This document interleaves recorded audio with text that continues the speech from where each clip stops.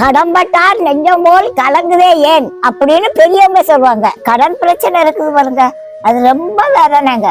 வீட்டுக்கு வீடு வாசப்படி இருக்க மாதிரி வீட்டுக்கு வீடு கடன் இருக்கு. இங்க நிறைய பேர் இந்த கடன்ல மாட்டிக்கிட்டு இருக்கீங்க. பொண்டாட்டிக்கு தெரியாம புருஷன் கடன் வாங்க கூடாது, புருஷனுக்கு தெரியாம பொண்டாட்டி கடன் வாங்க கூடாது. 1000 ரூபாய் கடன் வாங்கினாலும் 2 பேரும் ஆலோசனை பண்ணி தான் கடன் வாங்கணும். 10 ரூபாய் பாக்கெட்ல இருந்து செலவுக்கு எடுத்து செலவு பண்ணாலும் இந்த செலவு அவசியம் தானா அப்படின்னு யோசனை பண்ணி செலவு பண்ணணும். உங்களுக்கும் கடன் பிரச்சனை இருக்கா?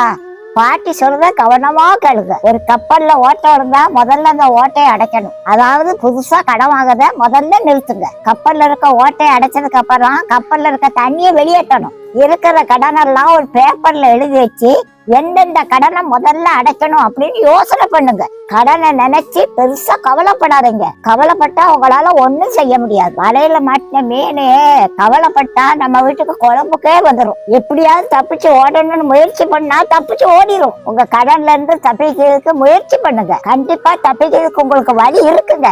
கடவுள் உங்களுக்கு தப்பிக்கிறதுக்கு வழி வச்சிருக்காருங்க. உங்க கடன் பிரச்சனைக்காக பாட்டி ஜெபம் பண்ண போற, நீங்களும் கூட சேர்ந்து ஜெபம் பண்ணுங்க. சேனைகளின் கர்த்தாவே உமக்கே மகிமை உண்டாகட்டப்பா.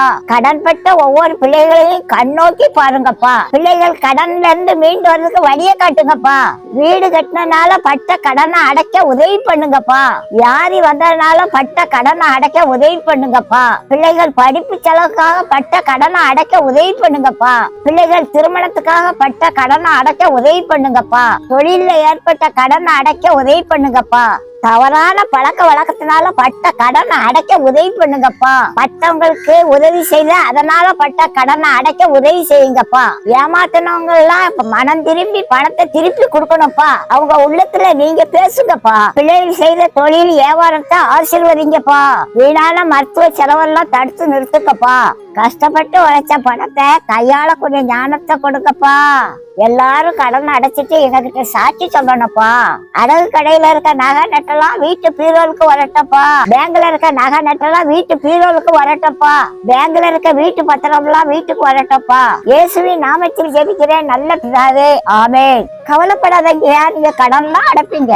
கடனை நினைச்சு கவலைப்பட்டா ஒண்ணும் செய்ய முடியாதுயா. பரலோக பிதாவை நினைச்சு ஜெபம் பண்ணுங்க. நீங்க கடன் எல்லாம் அடைச்சு முடிச்சு ஊர் உலகத்துக்கெல்லாம் கடன் கொடுப்பீங்க. நீங்க ஆசீர்வாதமா இருக்கிறதாப்பா ஏசப்பாக்கு இஷ்டம். அவரு உங்களை நல்லா வைப்பாருயா. அவரு உங்களை நல்லா வைக்கும் போது ஏசப்பா நல்லவன்னு 4 பேர்கிட்ட சொல்லுங்கய்யா, அது போதும்யா.